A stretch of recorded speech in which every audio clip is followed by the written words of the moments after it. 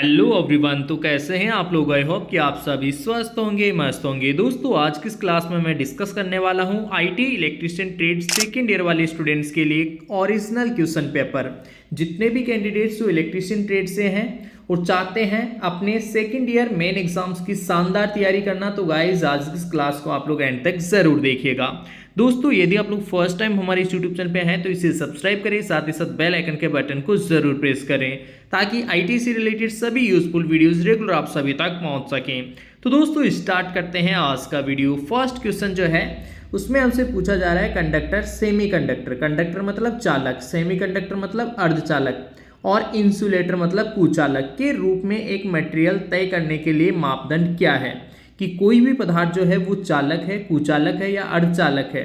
ये तय करने में कौन सा मापदंड जो है हम प्रयोग करते हैं। गाइज आप सभी को याद होगा, आप लोगों ने पढ़ा होगा, स्कूलों में भी आप लोगों ने पढ़ा होगा कि जैसे कोई भी परमाणु है उसके नाभिक में प्रोटॉन न्यूट्रॉन होते हैं और उसकी बाह्यतम कक्षा, कौन सी कक्षा, बाह्यतम कक्षा में जो इलेक्ट्रॉन्स उपस्थित होते हैं उनको हम बोलते हैं वैलेंस इलेक्ट्रॉन्स। वैलेंस इलेक्ट्रॉन्स बोलते हैं उनको, संयोजी इलेक्ट्रॉन्स। ठीक है, क्या बोलते हैं, संयोजी इलेक्ट्रॉन्स।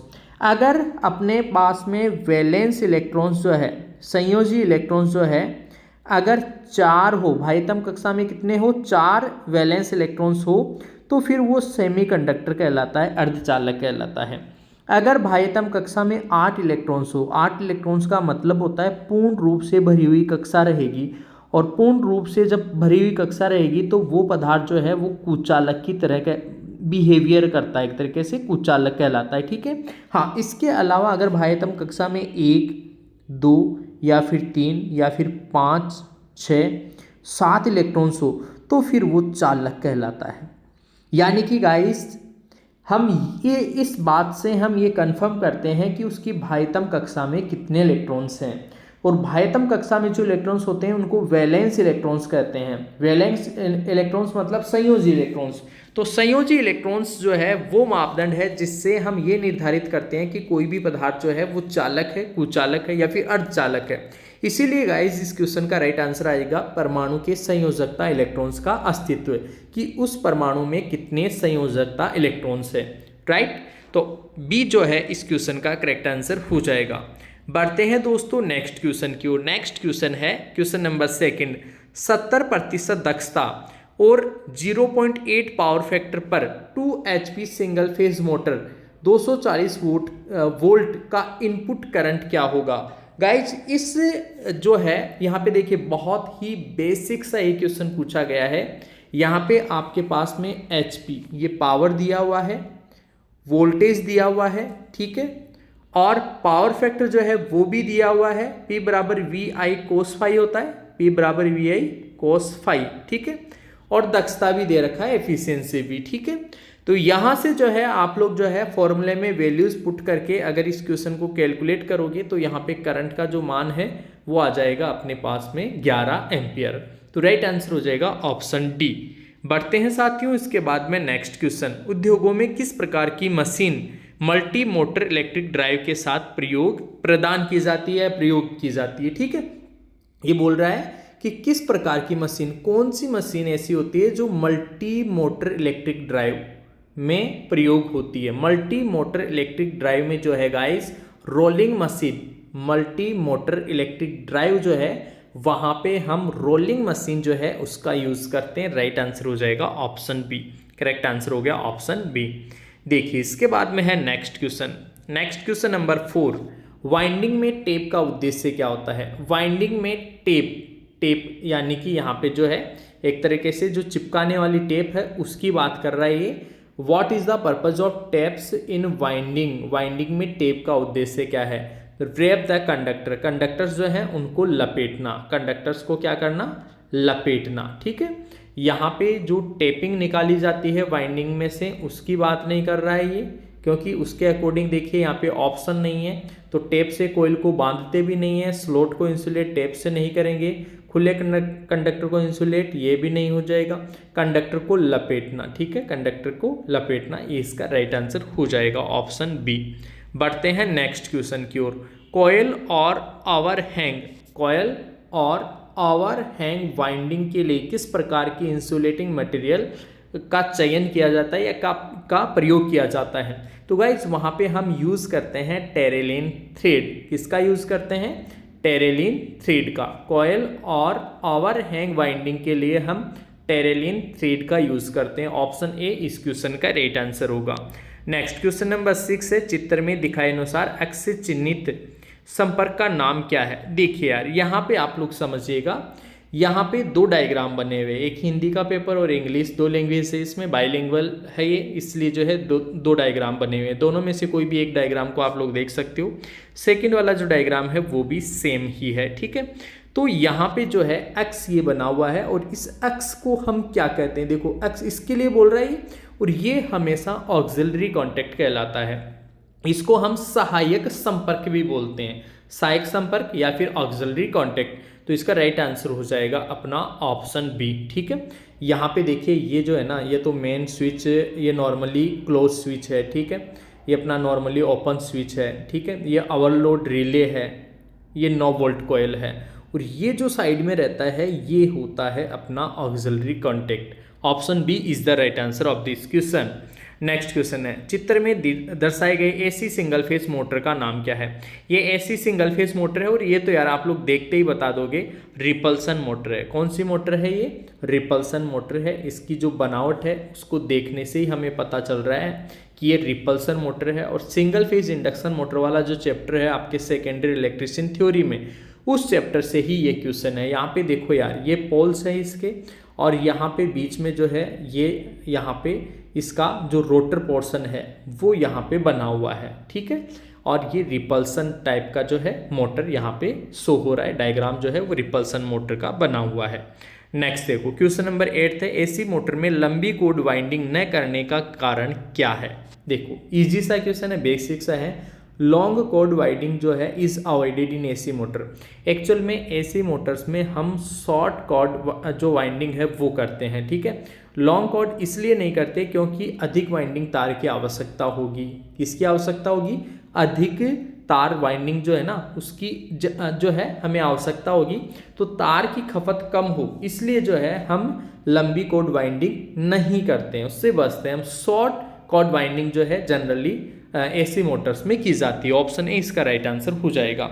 नेक्स्ट क्वेश्चन देखो, स्वचालित वोल्टेज स्टेबलाइजर, स्वचालित ऑटोमेटिक जो है वोल्टेज स्टेबलाइजर में किस प्रकार के आउटपुट ट्रांसफार्मर का उपयोग करता है? तो ऑटो ट्रांसफार्मर का यूज करते हैं। वोल्टेज स्टेबलाइजर में ऑलवेज याद रखना, ऑटोमेटिक जो वोल्टेज स्टेबलाइजर है वहाँ पे हम कौन से आउटपुट ट्रांसफार्मर, तो वहाँ पे जो ट्रांसफार्मर होता है वो ऑटो ट्रांसफार्मर ही होता है। रिंग को टाइप नहीं होता, स्टैटिक भी नहीं होता, फेराइट को टाइप भी नहीं होता। ऑटो ट्रांसफार्मर का जो है वहाँ पे हम यूज करते हैं।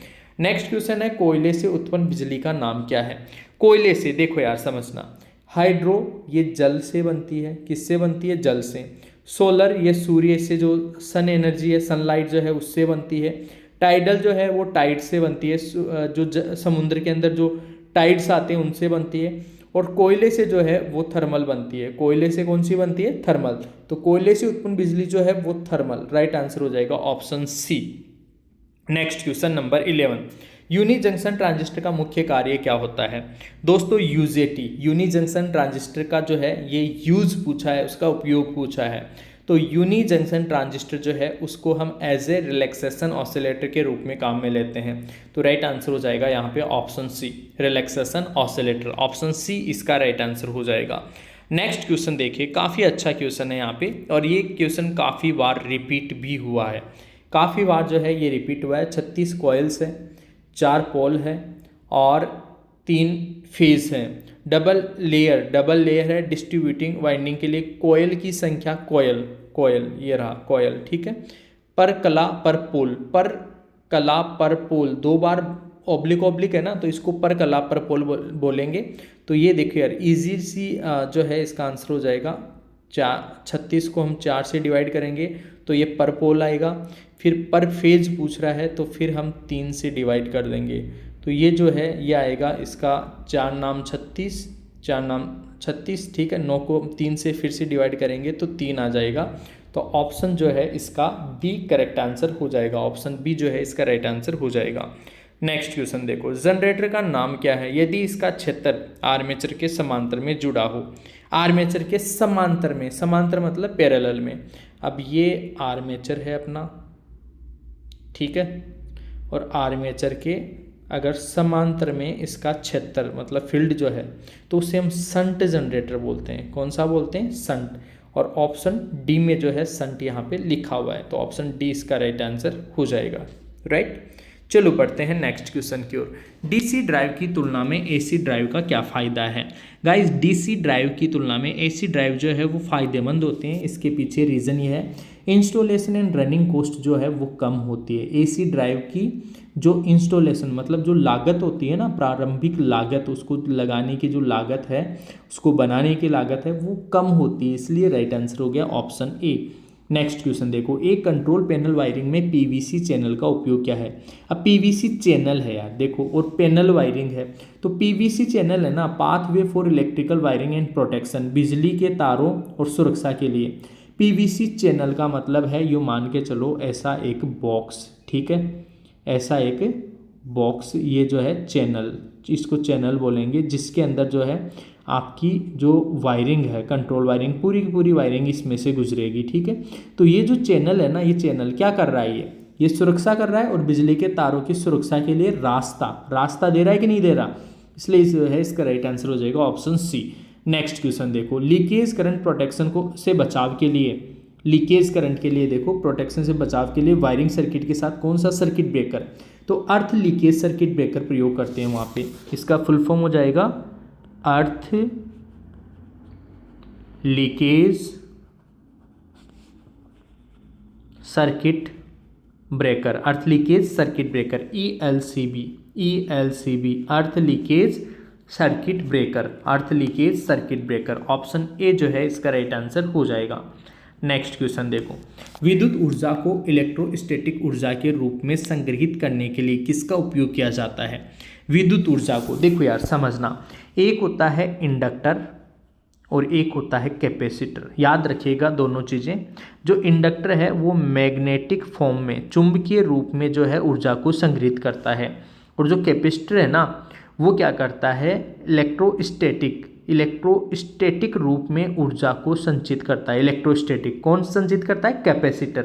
तो इलेक्ट्रोस्टैटिक ऊर्जा के रूप में संग्रहित करने के लिए किसका उपयोग करेंगे? कैपेसिटर का, संधारित्र का, कैपेसिटर का। ऑप्शन बी इसका राइट आंसर हो जाएगा। इसके बाद में देखो next question, what refers coil in AC winding? AC winding में हम कॉइल किसे कहेंगे? एसी वाइंडिंग में कॉइल हम किसे कहेंगे? देखो समझना भाई, बात को समझना। कोई भी, जैसे ये वायर है, ठीक है, इसका ये एक टर्न है, एक टर्न ऐसे मैंने बना दिया, ठीक है, नॉर्मली एक ऐसा टर्न जो है, हालांकि एक्चुअल में जो है ऐसे बनाते हैं इसको, आप लोगों ने वाइंडिंग का चैप्टर पढ़ा होगा, ठीक है। ये एक टर्न है, एक टर्न। अब एक टर्न जो है, एक टर्न, इन टर्नों को मैं बार बार घुमा दूं, मल्टी टर्न, तो ये हो जाएगी फिर कॉयल। ये क्या हो जाएगी? कॉयल हो जाएगी। नंबर ऑफ टर्न्स मतलब बहुत सारे टर्न कनेक्टेड इन सीरीज, और ये सारे के सारे सीरीज में जुड़े होते हैं। अरे भाई यार ये लगातार ही तो चल रहे हैं, लगातार चल रहे हैं मतलब सीरीज में जुड़े हुए हैं, इसी को बोलेंगे कॉयल। इसी को क्या बोलेंगे? कॉयल बोलेंगे। तो ऑप्शन बी इसका राइट आंसर हो जाएगा। चलो बढ़ते हैं नेक्स्ट क्वेश्चन की ओर। तारों को जोड़ने के लिए कौन सी केबल टाई का उपयोग किया जाता है? Nylon tie. तारों को जोड़ने के लिए जो यहाँ पे नायलॉन टाई, देखो यार सिल्क टाई नहीं, कॉटन टाई नहीं, पीवीसी टाई भी नहीं, यहाँ पे नायलॉन की टाई जो है वो जनरली हम यूज़ करते हैं, नायलॉन टाई तारों को जोड़ने के लिए, ठीक है। और राइट आंसर हो जाएगा ऑप्शन ए। बढ़ते हैं नेक्स्ट क्वेश्चन की ओर। यदि लोड बढ़ता है तो डीसी शंट जनरेटर का टर्मिनल वोल्टेज क्यों कम हो जाता है? लोड अगर बढ़ता है तो डीसी शंट जनरेटर का टर्मिनल वोल्टेज क्यों कम हो जाता है? या लोड बढ़ेगा तो उससे क्या होगा? आर्मेचर रिएक्शन बढ़ेगी। आर्मेचर रिएक्शन बढ़ेगी तो जो है टर्मिनल वोल्टेज ऑटोमेटिकली क्या हो जाएगा? शंट जनरेटर में कम हो जाएगा। राइट आंसर हो जाएगा अपना ऑप्शन डी, आर्मेचर प्रतिक्रिया। आर्मेचर रिएक्शन मतलब आर्मेचर प्रतिक्रिया के प्रभाव के कारण। ऑप्शन डी इसका राइट आंसर होगा। नेक्स्ट क्वेश्चन है, जैसा कि चित्र में दिखाया गया है, रेजिस्टर का नाम क्या है? ये जो रेजिस्टर है ना, ये कौन सा है? ये रेजिस्टर, ये तो कोई भी बता देगा, वायर बाउंड रेजिस्टर है। ये कौन सा रेजिस्टर होता है? वायर बाउंड रेजिस्टर होता है। वायर बाउंड रेजिस्टर बोलते हैं इसको, वायर बाउंड वेरिएबल, ठीक है। वायर बाउंड में भी कौन सा? वेरिएबल है, ठीक है, फिक्स नहीं है, वेरिएबल है, क्योंकि एक टर्मिनल यहाँ है, एक टर्मिनल यहाँ है, एक टर्मिनल यहाँ है। तीन अलग अलग टर्मिनल दिख रहे हैं, इसलिए जो है ये वेरिएबल रेसिस्टर है, मतलब इसके मान को कम या ज़्यादा अपन कर सकते हैं। ऑप्शन सी इसका राइट आंसर हो जाएगा। नेक्स्ट क्वेश्चन देखो, स्टेप्ड वोल्टेज स्टेबलाइजर में किस ट्रांसफॉर्मर, स्टेप्ड वोल्टेज स्टेबलाइजर में, स्टेप्ड वोल्टेज स्टेबलाइजर में अभी थोड़ी देर पहले एक क्वेश्चन आया था, उसमें था ऑटोमेटेड, ठीक है। ऑटोमेटेड वोल्टेज स्टेबलाइजर में अपन जो है ऑटो ट्रांसफॉर्मर का यूज़ करते हैं। ठीक वैसे ही स्टेप्ड वोल्टेज स्टेबलाइजर जो है उसमें भी हम ऑटो ट्रांसफॉर्मर का ही यूज़ करते हैं। किसका यूज़ करेंगे, ऑटो ट्रांसफॉर्मर का ही यूज़ करते हैं। ऑप्शन डी इसका राइट आंसर हो जाएगा। नेक्स्ट क्वेश्चन है गाइस, इसके बाद में चित्र में दिखाए अनुसार डीसी जनरेटर में एक्स से चिन्हित भाग क्या है। ये देखो यार, ये यहाँ पे डायग्राम बना हुआ है और इसमें जो है इनको पूछा गया है कि ये क्या है। ये देखो कम्यूटेटर का डायग्राम है, कम्यूटेटर, ठीक है। और यहाँ पे क्या होता है, एक्चुअल में जो आर्मेचर वाइंडिंग आती है ना, आर्मेचर वाइंडिंग को यहाँ पे लाके एक तरीके से सोल्डरिंग कर देते हैं, कनेक्ट कर देते हैं, ठीक है। और इसको बोलते हैं राइजर, कम्यूटेटर राइजर बोलते हैं इनको। क्या बोलते हैं, कम्यूटेटर राइजर, ठीक है। ऑप्शन सी जो है उसमें लिखा हुआ है कम्यूटेटर रेजर, राइजर, रेजर, ठीक है। कम्यूटेटर राइजर इसे बोलते हैं। ऑप्शन सी इसका राइट आंसर हो जाएगा। नेक्स्ट क्वेश्चन देखो, यदि लोड बढ़ जाता है तो अल्टरनेटर के टर्मिनल वोल्टेज को कम करने का क्या कारण है। वही आर्मेचर प्रतिरोध, आर्मेचर रेजिस्टेंस जो है उसकी वजह से जो अल्टरनेटर का टर्मिनल वोल्टेज है वो कुछ कम हो जाता है, ठीक है। राइट आंसर हो गया अपना ऑप्शन बी। इसके बाद में देखें नेक्स्ट क्वेश्चन है, चित्र में दिखाए अनुसार डीसी मोटर का नाम क्या है। ये डीसी मोटर है, डीसी सप्लाई दे रहे हैं, शंट में यहाँ पे जुड़ा हुआ है तो इसको तो डीसी शंट मोटर बोलेंगे यार। ये तो बहुत इजी सा क्वेश्चन हो गया। अरे आर्मेचर के शंट में जुड़ा हुआ है तो डीसी शंट मोटर बोल देंगे। ऑप्शन ए इसका राइट आंसर हो जाएगा। नेक्स्ट क्वेश्चन देखो, चित्र में दिखाए अनुसार प्रतीक का नाम क्या है। ये कौन सा है, ये तो जीनर डायोड का है भाई। किसका है, जीनर डायोड का। देखते ही पता चल रहा है जीनर डायोड का है। नॉर्मल डायोड जो होता है वो ऐसा होता है, फोटो कंडक्टिव डायोड जो होता है वो ऐसा नॉर्मल डायोड के जैसे होगा, लेकिन यहाँ जो है तीर का निशान आते हुए, ये photo diode. Light emitting diode जो है उसमें जो है डायोड होगा और लाइट एमिटिंग मतलब तीर का निशान बाहर की तरफ, ठीक है। तो यहाँ पे जो है फिलहाल ये जीनर डायोड का डायग्राम है, तो ऑप्शन सी इसका राइट आंसर होगा। नेक्स्ट क्वेश्चन है, किस प्रकार का लोड जी सीरीज, देखो यार एक एल सीरीज होता है, एक जी सीरीज होता है। अब जी सीरीज है ना, ये याद रखना एसी वगैरह के लिए जनरली यूज होता है। जी सीरीज एमसीबी द्वारा संचालित होता है। एयर कंडीशनर वगैरह जो होते हैं ना उनके लिए हम जी सीरीज एमसीबी का उपयोग करते हैं, जी सीरीज एमसीबी का उपयोग करते हैं।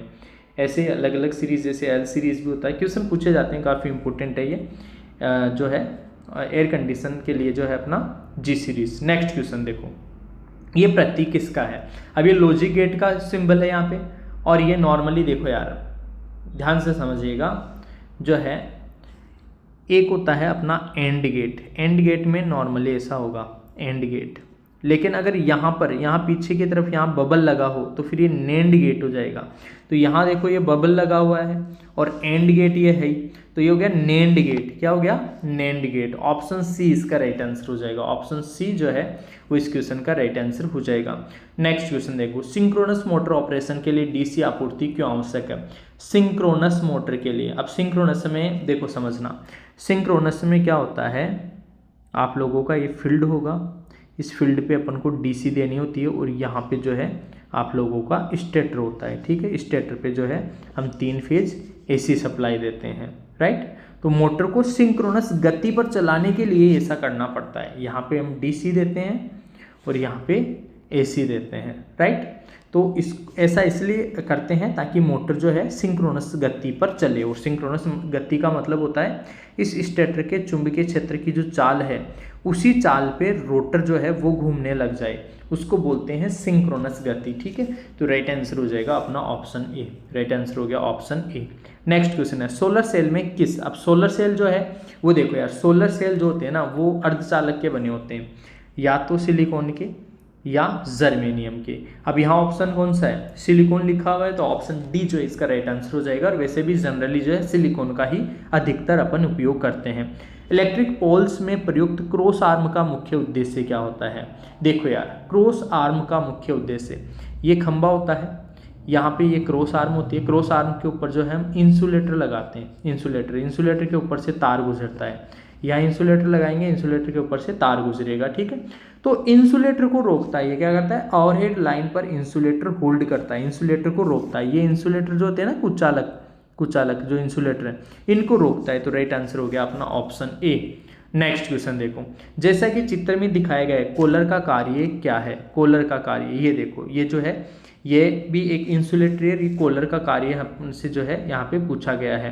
तो कॉलर जो है क्षेत्र के चारों ओर इंसुलेशन प्रदान करना। जो कॉलर है इसका कार्य क्या है, यहाँ पे क्षेत्र के चारों ओर इंसुलेशन प्रदान करना। क्षेत्र के चारों ओर यहाँ पे जो है कॉलर जो है वो क्या करेगा, इंसुलेशन प्रदान करेगा, ठीक है।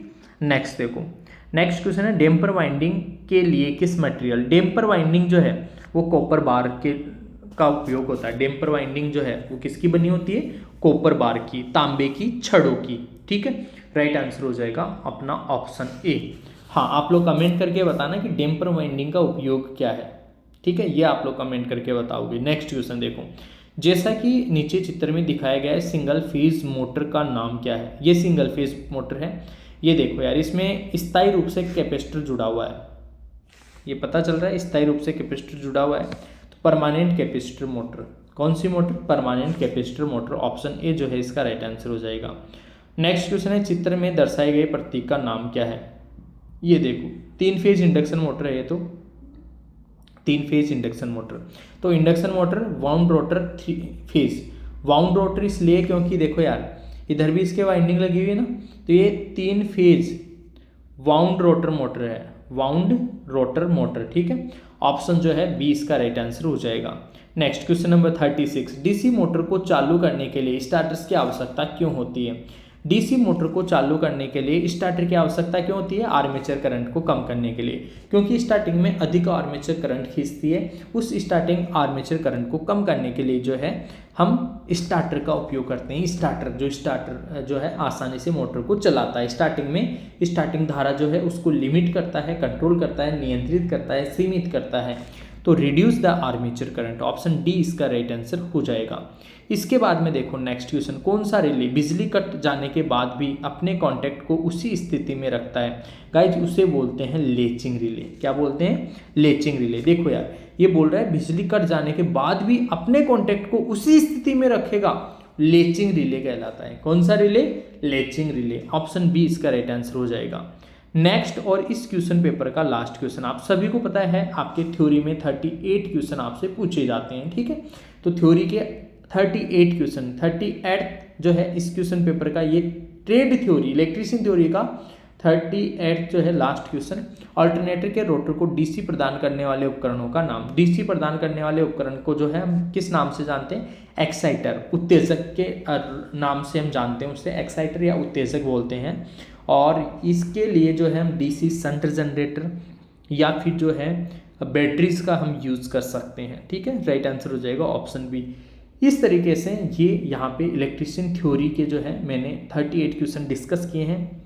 तो गाइस रेगुलर क्लासेस के लिए आप लोग जुड़े रहिए। इसके अलावा जो है और बहुत सारे पेपर्स मैंने इस वीडियो के डिस्क्रिप्शन बॉक्स में अपलोड डाल रखे हैं, वहाँ पे जाके आप लोग जो है काफ़ी सारे पेपर्स जो हैं प्रीवियस ईयर्स के देख सकते हैं, ताकि आप लोग अपने एग्जाम्स की अच्छे से तैयारी कर सको।